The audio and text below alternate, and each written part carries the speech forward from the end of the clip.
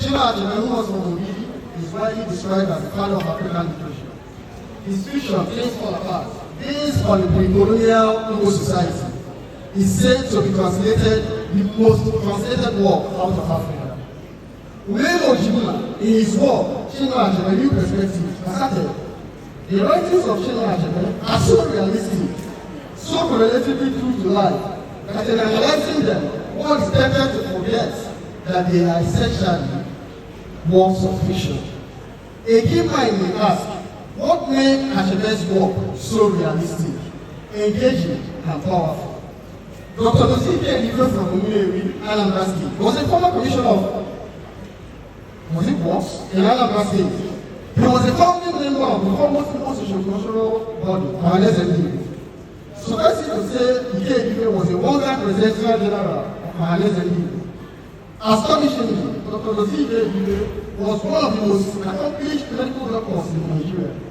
He studied medicine in the United Kingdom and the United States of America. The key mind may ask again, what made Dr. Ezeikolomuo, whom his biographer, Peter Clever, described as the strength of the people, a national and Igbo icon, both in the field of modern medicine and in the political arena? Well, how do I describe Chief Ezeikolomuo? He was one of the foremost Igbariam we produced. Ezeikolomuo did not go to any formal school, neither did he write any known work of literature. However, he was an accomplished diviner who did after the creation the Afro. Through his apathy, Ojukwu solved a lot of complex cases, both spiritual and physical, for our people. His loss was a great war called beyond the name. I'm sure there is nobody in this hall who have heard of Ojukwu Ezeikolomuo. Has anybody heard of him before? Okay. But Google the names of Chinua Achebe and Ezeikolomuo. I believe that many of us in this hall have heard of Chinua Achebe, right? Yes. And some of us have heard of Ezeikolomuo. Okay. Now, before you wonder why I'm telling you the stories of these men, please hold those thoughts for some minutes. I would like to take you back to the heart of my lecture, which is Agwu, from analog to digital. Perhaps in understanding what Agwu is or is not, you will understand the stories and lives of these three great men I have mentioned above. What is Agwu? According to one Nabushi, in his book, In the Face of Igbo Belief System, Nabushi described Agwu as the spark of divine essence, charged with the responsibility of providing man with the tools of divine existence. Nabushi, in his third Bible, Volume 1, went on to fair divine Agwu as a thing of the past, embracing the present and living unto the future. He went on to describe Agwu as a beginninglessness and endless divine way. In what called Agwu, the audio life, the Lord of power, the Lord of creation. Professor Ojukwu in his classic work, After God is Given, described Agwu as Agwu Isiora. This means Agwu is supreme head of all knowledge. Although this word Agwu has been corrupted today to Agwu. To prove first that Agwu is the founding head of knowledge, from recited an Igbo proverb, understanding the paramount nature of Agwu and our existence. Also, only you can have one. Only can have one. Agwu Analiama. Only can have one. Agwu Ayama. This means there is nobody here does not mean nobody in this world, there will be someone, an enlightened being, all Abraham Melogono, Amahoya. He reminded us in his work that Agwu means endlessness. Agwu, endlessness. This description is in tandem with the word Nabushi's definition of Agwu as beginningless and endless divine way, beyond life.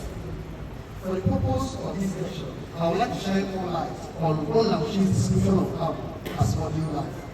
What our Igbo ancients in their metaphysical foresight called Obu Torobo. Now,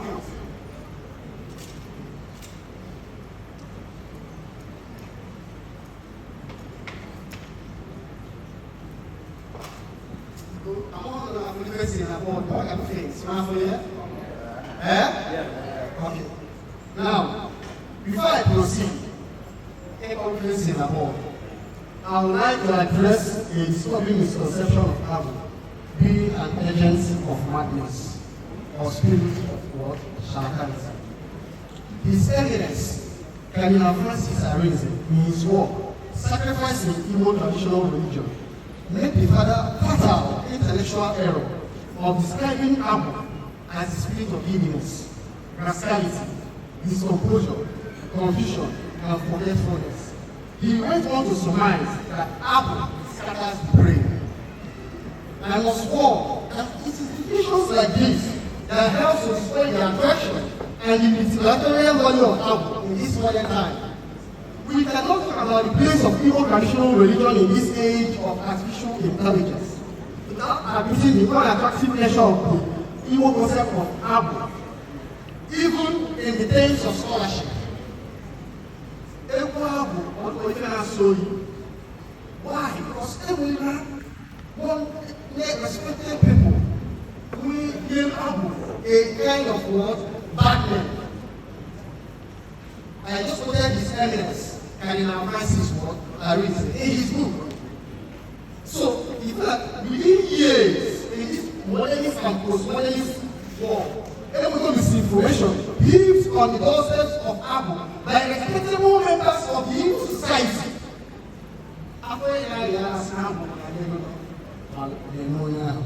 Had his evidence displayed Agwu as audio life, as the Logos, the living word of God, as we have the Bible in John 1 verse 1. In the beginning was the Word, and the Word was God, and the Word was God. I believe such intellectual honesty will open the door for more open-minded interest in the topic of Agwu, rather than the suspicion and the aversion educated Igbo minds show towards the topic, or in general, the practice of what? Ordinary. If you clearly look at John 1 verse 1 definition of the Logos, the Word of God, you agree it is the same line what he was called Agwu, endlessness. Agwu, the living word. In the beginning was the God.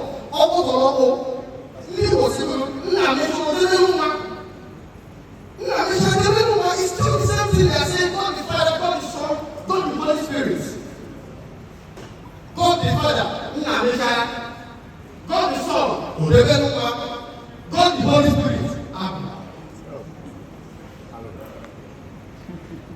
You further observe that this Bible verse is also in tandem with Abushi's description of Agwu as the creative God of power. Audio life. What is audio life? Some of us in the radio like them for in actually 3 persons in the radio. Okay, let's go see the vibration of brain. And some of us in the Jew all you have to die of how praise you. The line can have flat, you hold me. All this. Right? All that they do, they were a position of what? Life. The audio life. Once now audio life and we came in the home in Badro. This is audio life. Only one of them do ya now what? Here now what? Now what? Here now what? Now what? Here now what? Here now what? I am only day, I am night. I am only news. I am workshop. You see how life is going on our life. All in endless words, mess. All you see me all the hand fast. There will be death and there will be death. All bless you. All the man I am okay. When in his Bible, define an audio life as a vehicle of existence. Existence, life. The voice of Ojukwu, the supreme deity, the instrument of death, growth, sustenance, decay, and death. At times, usually those people operate. If you take the process of farming, a lot of destruction goes in before we start Okay. It is the origin of knowledge and custodian of wisdom. For the benefit of those who do not know, because Nabushi is an Igbo leader, born from a long line of Igbo leaders here in Anambra. He was a one-time member of the Federal House of Representatives and the former Commissioner of Works in Anambra State. He is a man, Ezeikolomuo, a very proud former mentor. Now, let's move on. From one of Chief's definition of audio life, we can see that Agwu, as audio life means, Agwu is the word, Ndo, the word that gives life, that living word. Who is the word when you are Christians, what's the word? Living word. I have a boy, Agwu. The word that gives life, the word that uplifts, the word that creates and dissolves. In other words, Agwu is the divine tool of creation. Now, this brings us to the cross of the matter. I want to in Agwu is the tool of creation. If the above definition of Agwu as the divine tool of creation is true, the question one may ask is, where then is the proof of Agwu? In the modern creative manifestations of Igbo leaders today, we are possessed by Agwu everywhere. There is proof. If Agwu is the word of power, if Agwu is the word of life, if Agwu is the tool of creation, where are the scientific and technological contributions to our society, like our ancestors who invented drugs, herbs, cures, farm implements, after the nation, tools of prophecy, blacksmithing, artworks, to solve the problems prevalent in their own world times. What is the value, the eternal value of Agwu today? The guys use the Agwu, all of the divinity of creation. How are we now using it to solve our world, problems of the world? Today, I say you not the divinity of creation. The above, the answer to the above critical question, I believe, lies in the story of the three men I shared with you. Chukwuemeka, who is among the three men I shared the story, wrote to his last one that was the country. He wrote on a post on November 16, 1913. Progress was happening into a war and a cultural response. By then, a long-standing clash of Western and African civilizations have created deep conversations and struggles between their respective languages, religions, and cultures. The answer to what happened to the real value of Agwu, the divine tool of creation in this modern time in our society, lies in the above description by Ashebe of the war we now exist. Clearly, Professor Ashebe understood the time he was born into. He understood he was born into a war so different from the world of his ancestors. He understood he was born in a world with a new beginning, with different set of rules, which then required navigational compass and skill sets. Successfully was different.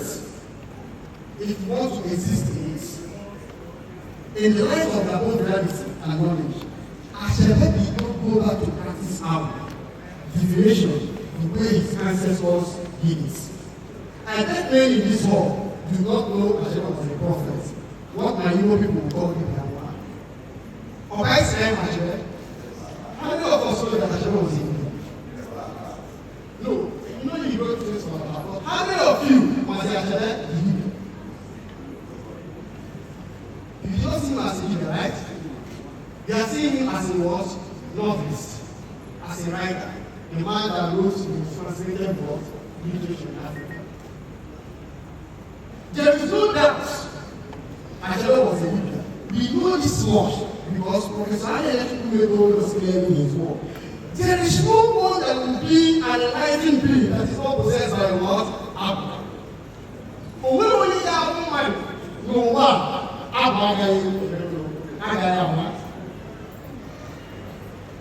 So I asked, was Ashebe who wrote this all about an enlightened being? Was he an enlightened being? Yes. Okay.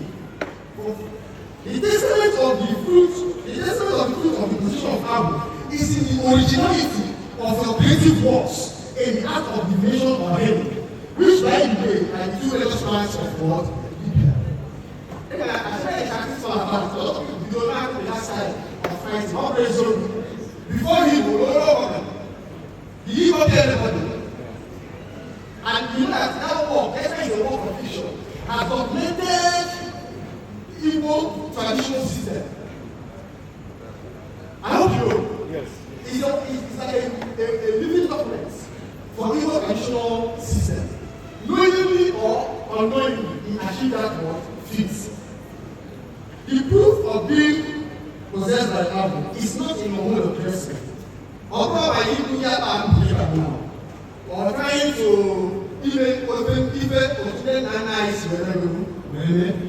The proof is in your originality. The proof is in your depth of knowledge. All I know is that Agwu is the fountain head of what?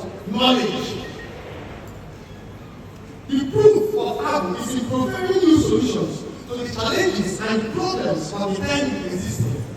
The proof of Agwu is not in any stories of the past, but in solutions of the present, because Agwu is the creative word of power as condensed and assessed by the controller culture for the development, safety, and progress. Agwu is knowledge in its highest form of what? Consciousness. Therefore, I say to you, my dear audience, Agwu is still active in our lives today. We can use it in this age of artificial intelligence because Agwu is the head of knowledge. The lives of Achebe and Dr. Ezeikolomuo have shown as much. These accomplished Igbo men got to the zenith of art and medical science in Ojukwu. It takes only an Agwu possessed being to make a mark in these two distinct fields. I say boldly that the educational training of Achebe and Ezeikolomuo has shown us how modern Igbo leaders should domesticate and express Agwu in this modern time, in this age of artificial intelligence. I believe, and I stand to be corrected, that the major problem of Igbo tradition today is that many of our people are aggressively trying to go back to the days of Ezeikolomuo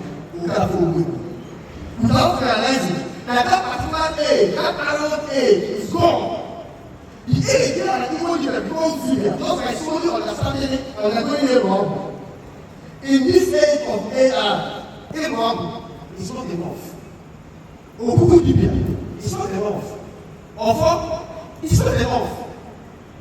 Modern education is the most essential requirement in this age of the special time. Now, finding the balance, I'm happy that I'm asking the reference that was the end of this lecture. Finding the balance between this modern education and some ancient Igbo rights is where many modern Igbo possessed by Agwu is the cause. You see some traditional modern education in search of ancient knowledge, believing it is all that matters. This set of people forget no one lives in the past. We also have the educated ones who spice the knowledge of the old. This set of people forget the Igbo ancient money. What I have broken in the use of nobody needs to raise it. Now here we walk with it. A child cannot give birth to his son before his father.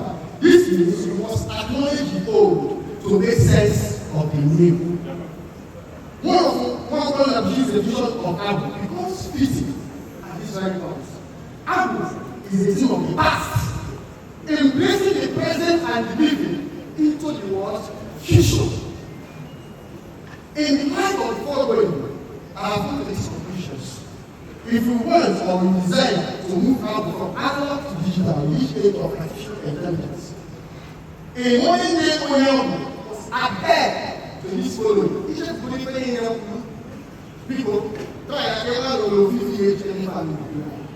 a modern day Ogwabu must be conversant.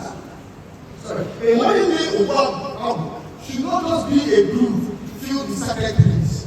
Apple there, you will watch, Watala there, and there, no, that is not what enough. A modern day Ogwabu. Rather, a modern day Ogwabu in this age of AI should be a research center. A modern day Ogwabu should be up to date should have an up-to-date library where ancient and modern knowledge of the world are stored, questioned, and debunked. Even I most times, I ain't a lot of things. In knowledge, I am waiting for debunking the old and the what? The new. And when you get on your board, you understand local and international geopolitics, the knowledge of his world and the knowledge of others. Here are one, the one say going also. Even defeat in the life, and how much of how can do also. Now, I can, let's go get the how much I can, let's go do, so that they will conquer. And when you get on your board, cannot see. Don't make a mistake to be seen as some letter. That's why they have created a lot of people. Why they will hire our because if they did that, oh, yeah, and then break some of the things you are doing. He will subject some balance. See, I don't know with it because it's the same man that this is a modern world and operates by its own rules. A modern day owner cannot afford to be seen as what? On letter, backward, primitive, analog, or prehistoric. A modern day owner must be able to comfortably straddle between the old, that's ancient, and the new, the modern.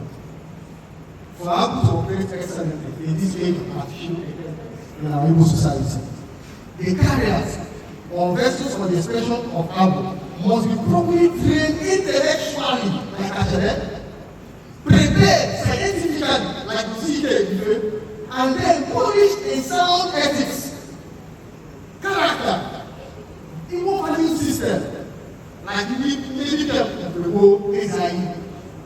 When you go over the world, no character, it's so bad to on. This is the deal.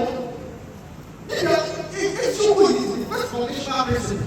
He wasn't only the job or find out where I'm going. Where is your Madame Chukwuemeka? When you do so, you're not going to Yana. In the Bible says, we shall know the truth, and the truth shall set you what? Free.